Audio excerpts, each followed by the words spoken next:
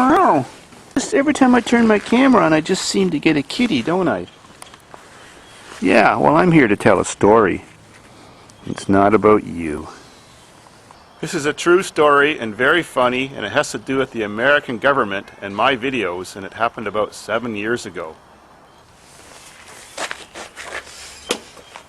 Well, that's about the time I got my computer. I might have got it a year earlier. Didn't know much about computers and knew nothing about video editing on computers. So I finally got some cheap, crappy $120 software to edit and convert all my old analog 8mm farm videos that I've been making since 1989. And since this was about 2003, I had the farm at that time for about 14 years. And, well, it looks like we have a visitor coming. And it's not the cops. So, kitty, hi baby. You need a hug. Alright. So, my buddy whose dad, when he died, donated the New Yorker car, that 76 white car.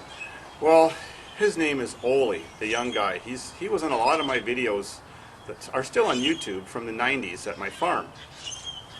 We did all the wild and crazy stuff back then that we wouldn't do now, like homemade bombs made with welding gas, flamethrowers, just more dangerous stuff. We've both become older and wiser and matured, and because of terrorism and stuff, we don't do that kind of thing anymore. So, anyways, I had put together about 150 crudely edited videos with my new crappy editing software. This is before Windows Movie Maker, I think, or at least I didn't know how to use it at that time. And he came back from a visit after living in Ukraine for a couple years, even though he was born and raised in Canada. And I was showing him my new cache of videos you could now watch on the computer, and he could see himself in the years gone by enjoying all the fun we had at the farm. He's the guy driving that old silver pony, or getting it stuck in the mud, or the guy who was with me when we were getting the 67 Cadillac running and the New Yorker running at his dad's old house.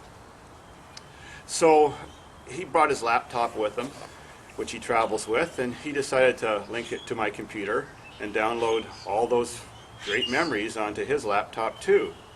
So I said to him, well, where are you going now with that computer? Are you going to go back to the, Ukraine, or what are you going to do? He says, well, actually, I'm heading out to go to Detroit because the airplane to go back is cheaper from Detroit than it is from London. I said, well, aren't you worried about the paranoia of the American government now because of the 9/11 thing? And they might want to be checking your laptop or computer when you cross the border? He says, oh, no. I've been across the border 100 times and they've seen my laptop there and they've never checked it. I said, well, I'd be kind of worried since there's bomb videos on there. And there was even my infamous chainsaw pig video. Don't tell anyone. Well, that pig tasted great. We had a great, what was it called? New Year's dinner. Yeah, so he was on his way next day. Well, I found about this story a little while later. It was less than 24 hours, he was locked up in American jail. Yep, sure enough. They looked at his laptop, and first thing I noticed was the Dave's Farm videos, long before YouTube was thought of. Most of these videos are on YouTube. And they were excited, extremely excited. He was in a holding cell. The CIA or the FBI, one of those came in. The head of Homeland Security drove all the way in from Washington. I think he said it took him 7 hours or something. And everybody interrogated him. Everybody at the border crossing at the Windsor, Detroit was taking turns watching the videos on that computer. They were questioning him, who got the C4, what kind of dynamite, blah, blah, blah.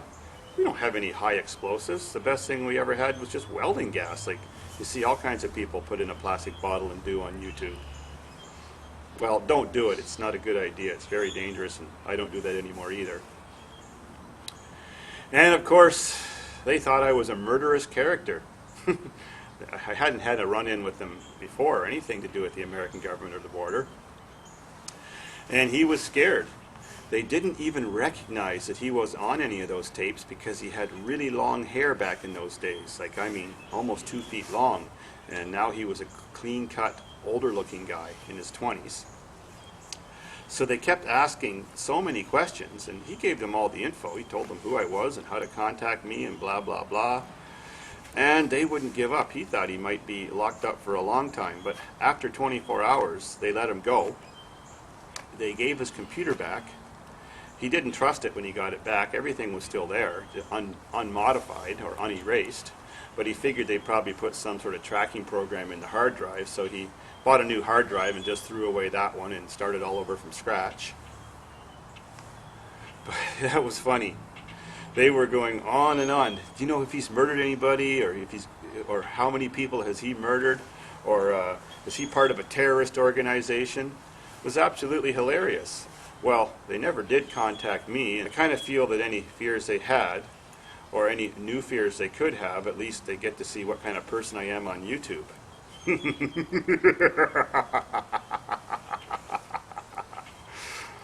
You're not. So I guess maybe if they weren't afraid of me then, are they afraid of me now? Well, I'm afraid of them, and I'm not going to go across the American border anymore since that episode 7 years ago. I feel that I'd probably be singled out as a person of interest, and I think people like that, the way American law works, could be held up to 1 year in jail without a charge, maybe even Guantanamo Bay, as just a person of interest. I don't really trust those Americans when it comes to situations like terrorism. I'll send my killer tiger. Take over the world. But first I gotta take over YouTube. Keep watching and enjoy.